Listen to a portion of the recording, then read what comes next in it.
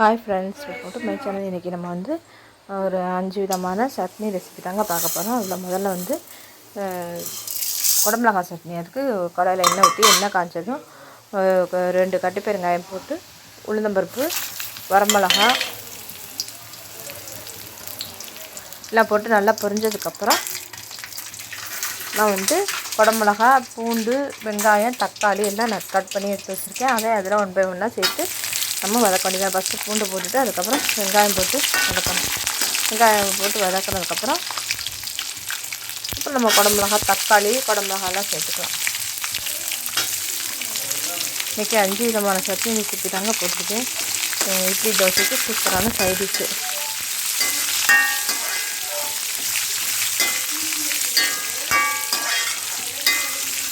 நல்லா வதங்கினதுக்கப்புறம் தக்காளி சேர்த்துக்கணும். தக்காளி சேர்த்துட்டு நம்ம அதுக்கப்புறம் குடமிளகா சேர்த்துக்க வேண்டியதுதான். அதோட கொஞ்சம் தேங்காயும் சேர்த்து அரைக்க போகிறோம். குடமிளகா சட்னி ரொம்ப நல்லது. இப்போ வந்து கலர்ஃபுல்லான வெஜிடபிள்ஸும் சாப்பிட சொல்கிறாங்க. அப்போ அதில் வந்து குடமிளகா வந்து காரம் இருக்காது இல்லையா, அதனால் நம்ம அது குடமிளகா சேர்த்து சட்னி வச்சு சாப்பிட்லாம். குடமிளகா மண்டியில் போடுவோம், இல்லை சிக்கன் அந்த மாதிரி செய்யும்போது போடுவோம். சரி, நம்ம சட்னி அரைச்சி சாப்பிட்டோம்னா அது ஒரு டேஸ்ட்டு நல்லா தான் இருக்கும். ஒரு வித்தியாசமே தெரியலை. நல்லா ஃப்ரெஷ்ஷாக இருந்ததால் வச்சு குடமிளகாயை நம்ம போடலாம். அது மாதிரி கேரட்டு, பீட்ரூட் எல்லாமே வச்சு நம்ம சட்னி செய்யலாம். நல்லா வதக்கிட்டு இதில் வந்து தேங்காய் சேர்த்துக்கலாம்.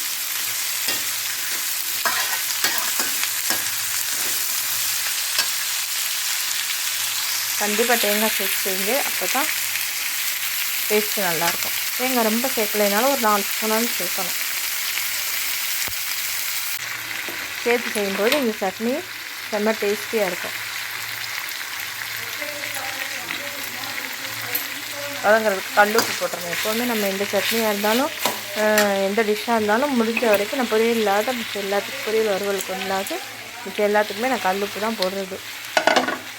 நான் ஒரு சின்ன தேங்காய் முடி ஒரு முடி எடுத்து போட்டிருக்கேன். தேங்காய் திருவும்போது முக்கியமாக அந்த ஓடு எதுவும் விழுந்துடாத அளவுக்கு கவனம் பார்த்துக்கணும். நம்மளை அறியாமலே அது விழுந்துடும். அது சாப்பிட்டுட்டு தொண்டை வண்டியில் நம்மளுக்கு சுற்றிடும், வயிற்றுக்குள்ளே போனாலும் நம்மளுக்கு சிக்கல் தான். அதனால் முடிஞ்ச வரைக்கும் தேங்காய் துருவிட்டு ஒரு தடவை அதில் எதுவும் இருக்கான்னு செக் பண்ணிவிட்டு நம்ம சட்னியோ சாம்பாரோ சட்னியோ இல்லை குழம்பு கரைச்சி ஊற்றும் போதோ வேறு என்ன செய்யும் போதோ அதை நம்ம ஒரு தடவை செக் பண்ணிக்கிறது நல்லது.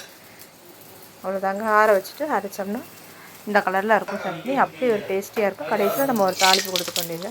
கடுகு பருப்பு போட்டு, ஏன்னா நம்ம முதல்ல கடுகுலாம் போடுறது இல்லை. கடுகு பருப்பு, கருவேப்பிலை, ஒரு தேப்பிட்டா ஒரு வரமிளகா போட்டு தாளித்து கொடுத்தீங்கன்னா சூப்பராக இருக்குங்க அந்த சட்னி. செஞ்சு பார்த்துட்டு எப்படி இருக்குன்னு மறக்காமல் சொல்லுங்கள். இதே மாதிரி நம்ம 5 விதமான சட்னி ரெசிபி போட்டுருக்கோம். கீரையெல்லாம் வச்சு சாம்பார் ரெசிபின்னு போட்டிருக்கேன். எல்லாமே இட்லி தோசைக்கு செம்ம காம்பினேஷன், சூப்பராக இருக்கும். செஞ்சு பார்த்துட்டு எப்படி இருக்குன்னு சொல்லுங்கள். Hi friends, welcome to my channel. இன்றைக்கி நம்ம சேனலில் ஒரு சட்னி ரெசிபி தாங்க போட்டிருக்கோம். அது வந்து நம்ம இந்த சட்னி வந்து வதக்கிலாம் எதுவுமே செய்ய வேண்டாம். நம்ம வந்து வதக்காமல் அப்படியே மிக்சியில் அரைச்சிட்டு நம்ம வந்து தாளிச்சுக்க போகிறோம். அந்த மாதிரி மெத்தடில் தாங்க இன்றைக்கி சட்னி செய்ய போகிறோம். ஈஸியாக சட்டுன்னு செஞ்சிடலாம், 10 நிமிஷத்தில் செஞ்சிடலாம். அதுக்கு வந்து நம்ம வந்து ஒரு தேங்காய் முடி, ஒரு ஒரு ஒரு மூடி தேங்காய் நான் வந்து அது சில்லாக அது கீறிட்டு அதை மிக்சியில் போட்டு அடித்து வச்சுருக்கேன். ஒரு நல்லா ஒரு பெரிய கைப்பிடி அளவுக்கு சின்ன வெங்காயம், 5-6 பல் பூண்டு, மல்லித்தலையை நல்லா ஃப்ரெஷ்ஷாக இருக்கும்போதே இந்த மாதிரி சட்னி அரைச்சி சாப்பிடும்போது அப்படி டேஸ்ட்டாக இருக்கும். நல்லா கழுவிடணும், மண் இல்லாமல் நம்ம நல்லா 3-4 தரம் நல்லா கழுவி எடுத்துக்கணும். தேங்காயோட வெங்காயம், பூண்டு எல்லாம் சேர்த்துக்கணும். இதில் வந்து நம்ம சின்ன நல்ல பச்சை கலராகவே வேணும் அப்படின்னா நம்ம பச்சை மிளகா கூட சேர்த்துக்கலாம். ஆனால் பெரியவங்களுக்குலாம் பச்சை மிளகா ஒத்துக்காது இல்லையா, அதனால் நம்ம முடிஞ்ச வரைக்கும் வரமிளகாயை சேர்த்து செய்யலாம். அதே மாதிரி புளி வந்து ஒரு சின்ன நெல்லிக்காய் சைஸுக்கு கம்மியாக தான் போட்டிருக்கேன். ஏன்னா இந்த புளி அப்படி புளிக்குது எங்கள் வீட்டு புளி. அதனால் வந்துட்டு நான் வந்து கொஞ்சம் புளியை கொஞ்சம் குறைச்சி தான் போட்டிருக்கேன். கொஞ்சம் இனிக்கிற மாதிரி உள்ள புளியாக இருந்தால் நான் கொஞ்சம் கூட சேர்த்துக்கலாம். போட்டு மிக்சியில் ஒரு மிக்சியில் ஒரு ஓட்டு ஓட்டிட்டு அதுக்கப்புறம் இந்த மல்லித்தலையும் அதில் வச்சு கொஞ்சம் கொஞ்சமாக நம்ம அரைச்சிக்கணும். கொஞ்சம் கொஞ்சமாக மல்லித்தலையை சேர்த்து அரைச்சிக்கணும். தேவையான அளவு உப்பு போட்டாச்சு. கல்லுப்பு பொடி முடிஞ்ச வரைக்கும் எல்லா டிஷ்ஷுக்குமே நம்ம கல்லுப்பு போட்டுக்கணும். இப்போ பொரியல் இந்த மாதிரி செய்யும்போது மட்டும் நம்ம பவுடர் சால்ட் யூஸ் பண்ணிக்கலாம். கல்லுப்பில் தான் நம்மளுக்கு சத்து இருக்குது. இந்த பவுடர் சால்ட்டை விட நம்ம கல்லுப்பே அதிகம் யூஸ் பண்ணி பழகிக்கோங்க. அவ்வளோதாங்க. இந்த மாதிரி நல்லா நைஸாக அரைச்சிட்டு நம்ம உப்பு எல்லாமே செக் பண்ணிவிட்டு நம்ம இதுக்கு ஒரு தாளிப்பு கொடுத்துட வேண்டியதுதான். என்ன கடுகுளுந்தம் பருப்பு தான், கடுகுளுந்தம் பருப்பு மட்டும் போட்டு கருவேப்பிலை போட்டு நம்ம தாளித்து இதில் சேர்த்துக்கணும். உளுந்தம்பருப்பு, கடுகு, கருவேப்பிலை சேர்த்து நம்ம நல்லா மிக்ஸ் பண்ணிவிட்டு இட்லி தோசைக்கு வச்சு சாப்பிடும்போது அப்படியே ஒரு டேஸ்டியாக இருக்குங்க. ஃப்ரெஷ்ஷான ஒரு மல்லித்தலை, கண்டிப்பாக கருவேப்பிலை சட்னி, மல்லி சட்னி இதெல்லாம் இந்த மாதிரி நம்ம பச்சையாகவே சேர்த்துக்கிட்டோம்னா அவ்வளோ உடம்புக்கு நல்லது. புதினா சட்னி இது 3மே நம்ம பச்சையாக சேர்த்துக்கிறது தான் நல்லது உடம்புக்கு. நம்ம எவ்வளோக்கு எவ்வளோ இதெல்லாம் நம்ம வதக்குறோமோ அவ்வளோக்கு எவ்வளோ அதில் உள்ள சத்தெல்லாம் போயிடும். அதனால் முடிஞ்ச வரைக்கும் நீங்கள் இந்த மாதிரி பச்சை சட்னியாகவே அரைச்சி வதக்காமே அரைச்சி, அது மாதிரி சின்ன வெங்காயத்துலேயே அவ்வளோ சத்து இருக்குது. அதனால் சின்ன வெங்காயம் சேர்த்து செய்யுங்க. இந்த சட்னி செய்யும்போது இந்த மாதிரி பச்சையாக அரைக்கும் போது நம்ம முடிஞ்ச வரைக்கும் சின்ன வெங்காயம் சேர்த்து செஞ்சோம்னா நல்லா டேஸ்டி சூப்பராக இருக்கும். அதனால் புதினா சட்னி, மல்லி சட்னி, கருவேப்பிலை சட்னி இது எல்லாமே வாரத்தில் ஒரு முறை செஞ்சு சாப்பிடுங்க. உடம்புக்கு அவ்வளோ நல்லது. இரும்பு சத்து நிறைய அதில் எல்லாம் இருக்குது. Okay friends, thank you. Hi friends, welcome to my channel. இன்றைக்கி நம்ம சேனலில் ஒரு சட்னி ரெசிபி தாங்க போட்டிருக்கோம். அது என்னென்னா கருவேப்பிலை வச்சு சட்னி செஞ்சுருக்கோம். கருவேப்பிலை சொல்லவே வேண்டாங்க, எல்லாருக்குமே தெரியும். கருவேப்பிலை அவ்வளவு நல்லது உடம்புக்கு.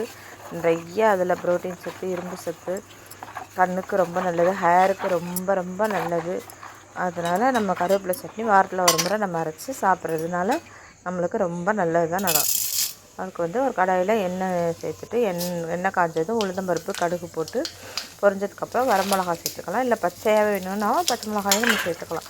நான் இன்றைக்கி வரமிளகாய் தான் சேர்த்துருக்கேன். வரமிளகாய் ரொம்ப காரம் இல்லாத ரொம்ப பழைய மிளகாங்கிறதுனால கூடவே சேர்த்துருக்கேன். என்னோட இப்போல்லாம் உரம் போடுற ஆளுன்னு நினைக்காதீங்க, கொஞ்சம் தான் சேர்த்துருக்கேன், காரம் ரொம்ப இருக்காது. அதுக்கப்புறம் மிக்சர் செய்யணும். வெங்காயம், தக்காளி, பூண்டு 3ஐயும் ஒன்றாவே போட்டுட்டேன். ஏன்னா வெங்காயம் பூண்டு போட்டு வதக்கிட்டு தக்காளி போடுங்க. போட்டால் தான் ரொம்ப வதக்கணும் இல்லை, கொஞ்சம் வதங்கினதுக்கப்புறம் தக்காளி சேர்த்துக்கிட்டு, தக்காளி எப்படி இப்போ எவ்வளோ போட்டிருக்கிறோமோ அதுக்கு தகுந்த மாதிரி நம்ம புளி சேர்த்துக்கிறோம்.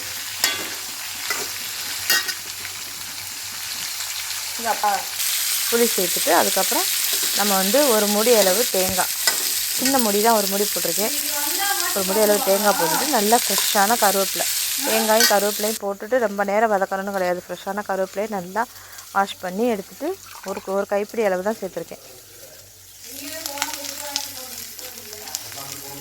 சேர்த்துட்டு நல்லா ஒரு வதக்கிட்டு தேவையான அளவு உப்பு போட்டு நம்ம அடுப்பை ஆஃப் பண்ணிட வேண்டியதுதான். ஆஃப் பண்ணிவிட்டு ஆற வச்சுட்டு நம்ம அரைச்சிக்க வேண்டியதுதான். இந்த சட்னி இட்லி தோசைக்கு செம்மையாக இருக்கும். இன்னும் கொஞ்சம் கூட நம்ம கருவேப்பிலை சேர்த்துக்கலாம். கருவேப்பிலை ஒன்றும் வித்தியாசம் தெரியாது நம்மளுக்கு. சிவப்பு தன்மையாக சட்னி இருக்கும் அப்படிங்கிற மாதிரிலாம் இருக்காது நிறைய சேர்த்தாலுமே. அதனால நான் கொஞ்சம் குறைவாக தான் சேர்த்துருக்கேன். ஃப்ரெஷ்ஷான கருவேப்பிலைகள் தான் இருந்ததை நான் அப்படியே போட்டுகிட்டே இருந்தது.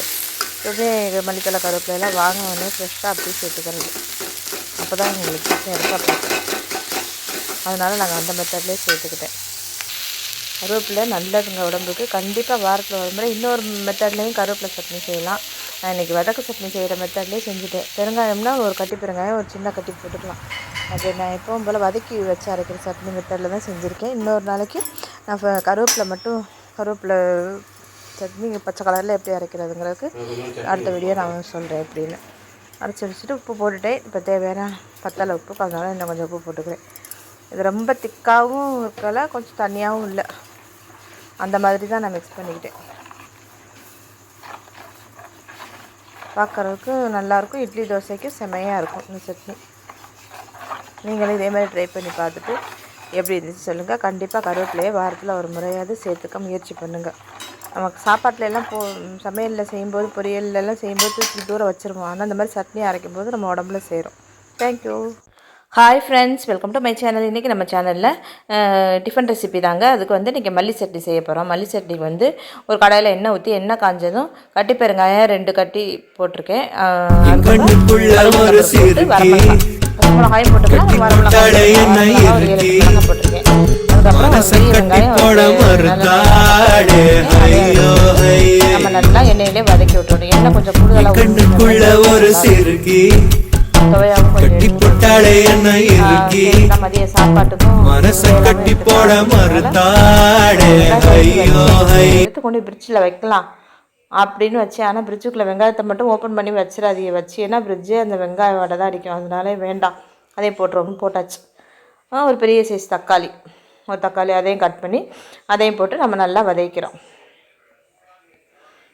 வதக்கிட்டு நான் தேங்காய் ஒரு தேங்காயில் பாதி மூடி, ஒரு மூடி தேங்காய் வந்து துருவி இதில் சேர்த்துக்க போகிறேன். சேர்த்துக்கிட்டு நல்லா ஃப்ரெஷ்ஷாக வாங்கிட்டு வந்து மல்லி சட்னி அரைச்சி பாருங்களே, அதனோட டேஸ்ட்டே தனியாக இருக்கும். நான் இப்போ தான் மல்லி வாங்கிட்டு வந்த உடனே நம்ம ஃப்ரிட்ஜுக்குள்ளே வைக்காமல் அதை ஃப்ரெஷ்ஷாகவே அப்போவே போட்டு பாருங்கள், அந்த சட்னியோட டேஸ்ட்டு செமையாக இருக்கும். அதனால் எனக்கு மல்லித்தலையை பார்த்த உடனே மல்லி சட்னி அரைக்கணும் அப்படின்னு ஒரு ஆசை. இன்றைக்கி சாதாரணமாகவே இட்லி தான் எங்கள் வீட்டில், அதனால் சரி இட்லிக்கு மல்லி சட்னி செமையாக இருக்கும். அது மாதிரி மதியத்துக்கு சாம்பார், உருளைக்கிழங்கு, சரி இதோட கொஞ்சம் மல்லி துவையாகவும் எடுத்து வச்சிடலாம் அப்படின்னு கொஞ்சம் துவையாலும் எடுத்து வச்சிடலாம்ட்டு மல்லியை வாங்கிட்டு வந்த மல்லி அப்படி போட போகிறேன். தேங்காய் போட்டு இது வெங்காயம் தக்காளி மட்டும் வதக்கினா போதும். தேங்காய் போட்ட உடனே அடுத்தாப்புலேயே மல்லித்தலை கருவேப்பிலையை போட்டு நம்ம அடுப்பை ஆஃப் பண்ணிடலாம். ஒரு கிண்ணதோட. ஏன்னு கேளுங்க, இதெல்லாம் ரொம்ப நேரம் வதக்கக்கூடாது. வதக்கினாலே அதனோட சத்து போயிடும் அப்படிங்கிறாங்க. பாருங்கள் மல்லித்தலை எவ்வளோ ஃப்ரெஷ்ஷாக இருக்குன்னு. மல்லித்தலையும் அதிலே 2 கொத்து கருவேப்பிலையும் சேர்த்து தான் நான் நல்லா வாஷ் பண்ணி வச்சுருக்கேன். அதை போட்டுட்டு நல்லா ஒரு மிக்ஸ் பண்ணிவிட்டு ஒரு நிமிஷம் கூட கிண்ட வேண்டாம். ஒரு கிண்டிட்டு கூட நம்ம அடுப்பை ஆஃப் பண்ணிக்கலாம். நம்மளுக்கு அந்த பச்சை வாசனையோடு இருக்கிறது தான் சூப்பராக இருக்கும். அந்த மல்லித்தலை வதங்கினாலும் ஒரு டேஸ்ட்டு, ஆனால் அந்த பச்சையாக இருக்கும்போது நல்லாயிருக்கும். அது பிடிக்கிறவங்களுக்கு பிடிக்கும். யாராக்கெல்லாம் பிடிக்கும்னு சொல்லுங்கள். அவ்வளோதான். வதக்கிட்டு இது கொஞ்சமாக நான் தக்காளி போட்டிருக்கேன், அதனால கொஞ்சோண்டு புளி தான் போட்டிருக்கேன். இந்த புளி எங்கள் வீட்டு புளி எப்படி போட்டாலும் கொஞ்சம் புளிப்பு தன்மை அதிகம் இருக்கிறதுனால புளிக்கிற மாதிரியே தெரியுது. அதனால் இப்போ ரொம்ப குறைச்சி தான் போட்டிருக்கேன். இன்றைக்கி எப்படி இருக்குன்னு பார்ப்போம். அவ்வளோதாங்க, வதக்கியாச்சு. வதக்கி முடிச்சாச்சு. அடுப்பை ஆஃப் பண்ணிவிட்டு நம்ம வந்து இதுக்கு தேவையான உப்பும் சேர்த்துக்கலாம். அதில் கல்லுப்பு போட்டுக்கோங்க. முடிஞ்ச வரைக்கும் எல்லாத்துக்கும் கல்லுப்பு போட முடியாத பட்சத்தில் தான் நம்ம பவுடர் சால்ட்டே சேர்த்துக்கணும். கல்லுப்பில் தான் சத்து நிறையா இருக்குது. அவ்வளோதான். கல்லுப்பு போட்டுட்டு ஒரு கிண்டிட்டு நான் அடுப்பை ஆஃப் பண்ணிவிட்டு ஃபேனுக்கு அடியில் கொண்டாந்து வச்சு ஆற வச்சுட்டு அப்புறம் மிக்ஸி ஜாரில் சேர்த்து நம்ம அரைச்சிக்க போகிறோம். இந்த மல்லி சட்னி இட்லி தோசைக்கு அப்படி ஒரு சைடிஷ் கோதுமை தோசை செஞ்சாலும் நல்லாயிருக்கும். அதே மாதிரி துவையால் அரைக்கும் போதுமே இது வந்து செம்ம டேஸ்டியாக இருக்கும். இந்த மாதிரி திக்காக எடுத்துக்கிட்டு மிக்ஸி ஜாரில் சேர்த்து அரைச்சிட்டு திக்காக எடுத்துகிட்டு நான் மதியத்துக்கு கொஞ்சம் எடுத்து வச்சிடுறேன். எடுத்து வச்சுட்டு தான் நான் சட்னிக்கு காலையில் இட்லிக்கு எடுத்துக்க போகிறேன். கொஞ்சம் தண்ணி ஊற்றி நம்ம எடுத்துக்கலாம். ஒரு 2 கரண்டி எடுத்து வச்சா போதும். யாரும் சாப்பிடாது, குழந்தையெல்லாம் சாப்பிடாது. அது நாங்கள் மட்டும்தான், நானும் எங்கள் வீட்டுக்காரர் 2 பேர் சாப்பிட்றதுக்கு மட்டும் கொஞ்சமாக எடுத்து வச்சுருக்கேன். அவங்களுக்குலாம் உருளைக்கிழங்கு இருக்கிறதுனால பிள்ளைகள்லாம் கண்டிப்பாக தொட்டு கூட பார்க்காது.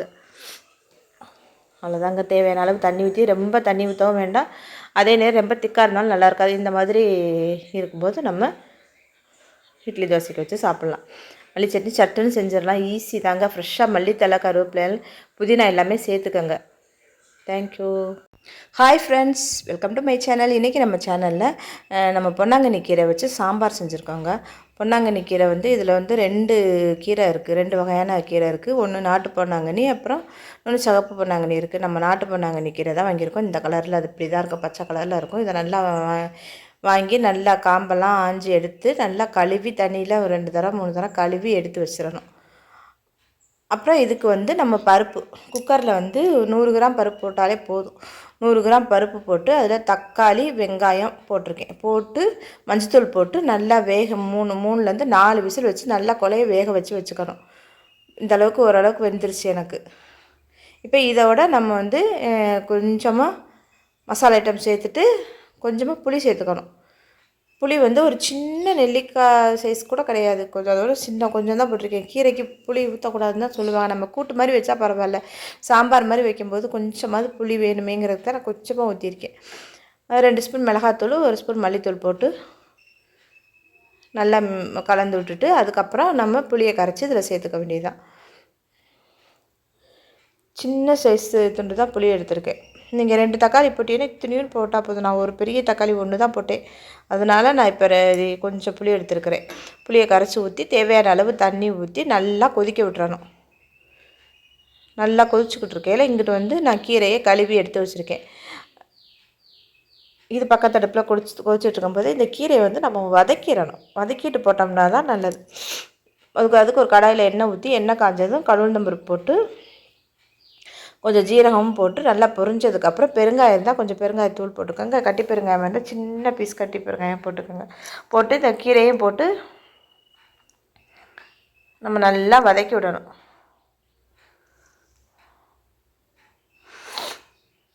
நல்லா 2 கைப்பிடி பெரிய கைப்பிடி அளவு 2 கைப்பிடி அளவு கீரை இருந்தது போட்டுட்டு நான் எண்ணெயிலே நல்லா வதக்கணும். நம்ம ஒரு 5லேருந்து 10 நிமிஷம் நல்லா வதக்கும்போது கீரை நல்லா வதங்குறதுலே நம்மளுக்கு பாதி வெந்துடும். அதுக்கப்புறம் நம்ம அந்த சாம்பார் இங்கே கொதித்ததுக்கப்புறம் அதில் உள்ள பச்சை வாசனையெல்லாம் போயிடும்ல, மசாலாத்தூள் பச்சை வாசனையெல்லாம் போனதுக்கப்புறம் கீரையை நம்ம அதில் சேர்த்துக்கணும். அது வரைக்கும் கீரையை நம்ம நல்லா வதக்கணும். காம்பு இல்லாமல் நல்லா ஆஞ்சிக்கோங்க முடிஞ்ச வரைக்கும். இது கொஞ்சம் கடினமான வேலை தான், ஆஞ்சி எடுக்கிறது பெரிய விஷயம். ஆனால் இந்த கீரை வந்து அவ்வளவு நல்லதுங்க. பொன்னாங்கண்ணி கீரை கண்ணுக்கு அவ்வளவு நல்லது. அதே மாதிரி இது வந்து அழகாக்கும், உடம்பு மேனி பளபளக்க வைக்கும் அப்படின்னு சொல்லுவாங்க. பளபளப்புக்கு இது நல்லது அப்படின்னு சொல்லி. அதனால் நம்ம வந்து கீரையில் எல்லா கீரையிலையுமே ஒவ்வொரு வகை சத்து இருக்குது, இரும்பு சத்து நிறையாவே இருக்குது. இந்த கீரைக்கு அப்படி சொல்லுவாங்க, அதனால் நானும் சொல்கிறேன். அதுக்கப்புறம் இந்த சாம்பார் நல்லா கொதிச்சதுக்கப்புறம் இந்த கீரையை அதில் சேர்த்துட்டு நல்லா மிக்ஸ் பண்ணிவிட்டு இன்னும் கொஞ்சம் தண்ணி தேவைப்பட்டால் தண்ணி சேர்த்துக்கோங்க. ரொம்ப திக்காக வைக்கிறத விட கொஞ்சம் தண்ணியை வச்சாலே நல்லாயிருக்கும். தேவைன்னா ஒரு சில்லு தேங்காய் அரைச்சி ஊற்றிக்கலாம். நான் தேங்காய் எதுவும் சேர்க்கலை, பருப்பும் தான். கடைசியில் நான் உப்பு போட்டுக்கிறேன். தேவையான அளவு உப்பு போட்டுட்டு நல்லா மிக்ஸ் பண்ணிவிட்டு நம்மளுக்கு வந்து வதக்கையிலே வெந்துருச்சு கீரை எப்போவுமே சட்டுன்னு வெந்துடும். இருந்தாலும் ஒரு 2லேருந்து 3 நிமிஷம் நல்லா ஒரு கொதிக்க விட்டுட்டு நம்ம அடுப்பை ஆஃப் பண்ணிக்க வேண்டியதாங்க. அவ்வளோதாங்க, சூப்பரான சாம்பார். இந்த சாம்பார் அவ்வளோ உடம்புக்கு நல்லது. கீரையை மட்டும் ஆஞ்சி எடுத்து வச்சுட்டு, ஏன்னா முதல் நாளே வாங்கி நீங்கள் சாயங்காலம் டிவி பார்த்துட்டு இருக்கும்போது கூட கீரையை நம்ம ஆஞ்சி எடுத்து வச்சிட்டோம்னா இந்த மாதிரி சூப்பராக சூப்பு செஞ்சு சாப்பிடலாம். இதுக்கு சைடிஷ் நம்ம என்ன வேணாலும் வச்சு சாப்பிடலாம். வேறு அப்பளம் இருந்தால் கூட வச்சு சாப்பிடலாம். ஏன்னா இதில் சத்துப்புள் இதில் நிறையவே இருக்குல்ல, ப்ரோட்டீன் சத்து, பருப்பும் இருக்குது. அதனால் இந்த மாதிரி செஞ்சு சாப்பிடுங்க. Thank you. Hi friends, welcome to my channel. இன்றைக்கி நம்ம சேனலில் ஒரு சூப்பரான ஹெல்த்தியான நிறைய இரும்பு சத்து நிறைஞ்ச கருவேப்பிலை சட்னி தாங்க இன்றைக்கி நம்ம செய்ய போகிறோம். ரொம்ப ஈஸி, சட்டுன்னு செஞ்சிடலாம். கண்டிப்பாக கருவேப்பிலை சட்னிக்கு வந்து ஃப்ரெஷ்ஷான கருவேப்பிலை எடுத்துக்கோங்க. அப்போ தான் நம்மளுக்கு சட்னி நல்லாயிருக்கும். அதே மாதிரி சின்ன வெங்காயம் போட்டு செய்யுங்க, அப்போ தான் அது உடம்புக்கு நல்லதும் கூட. கடுகு உளுந்தம் பருப்பு போட்டுட்டு நான் வந்து சின்ன வெங்காயம், பூண்டு, காரத்துக்கு தகுந்த வரமிளகாய், புளி எடுத்து வச்சுருக்கேன், தேங்காய் எடுத்து வச்சுருக்கேன். கடலை பருப்பு பொரிஞ்சதுக்கப்புறம் நம்ம வரமிளகாயை போட்டுட்டு வரமிளகாய் நல்லா பொரிஞ்சு வரையில் வெங்காயம், பூண்டு,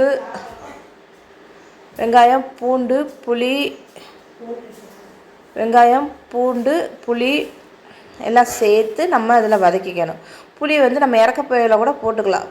நான் ஒரு 10லேருந்து 12 வெங்காயம் அளவு போட்டிருப்பேன். சின்ன வெங்காயம் தான் போட்டிருக்கேன். 4-5 பல்லு பூண்டு போட்டு நல்லா வதக்கிட்டு நம்ம வந்து தேங்காய் சேர்த்துக்கலாம். துருவின தேங்காய் இல்லைன்னா சில்லு, நான் வந்து கொஞ்சம் கட் பண்ணி தான் சேர்த்துருக்கேன். அதையும் சேர்த்து நல்லா வதக்கி விட்டுட்டு அதுக்கப்புறம் இறக்க போயில புளி சேர்த்துக்கலாம். புளி சேர்த்து முடிச்சுட்டு தான் நம்ம வந்து கருவேப்பிலையில் வந்து நம்ம சொல்லவே வேண்டாங்க, அவ்வளோ சத்து இருக்குது. இரும்பு சத்து நிறையா இருக்குது. குழந்தைகளோட முடிக்கு, பெண்கள் கர்ப்பப்பையிலேருந்து எல்லா பிரச்சனைக்குமே இந்த கருவேப்பிலை அவ்வளோ நல்லது.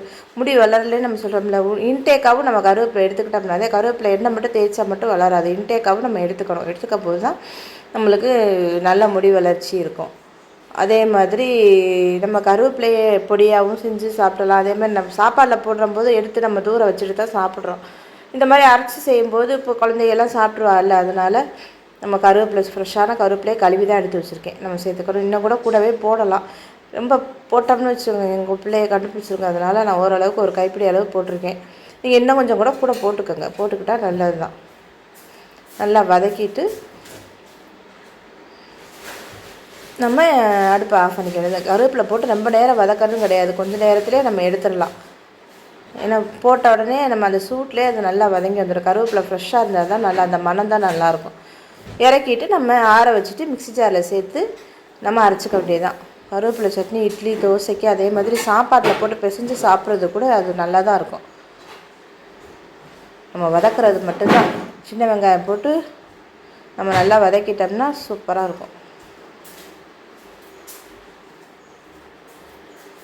நல்லா வதக்கிட்டு நான் ஆற வச்சுருவேன். ஆற வச்சுட்டு கடைசியில் தான் நான் புளி வந்து பார்த்து போட்டுக்கோங்க. தக்காளி நான் எதுவுமே சேர்க்கலை.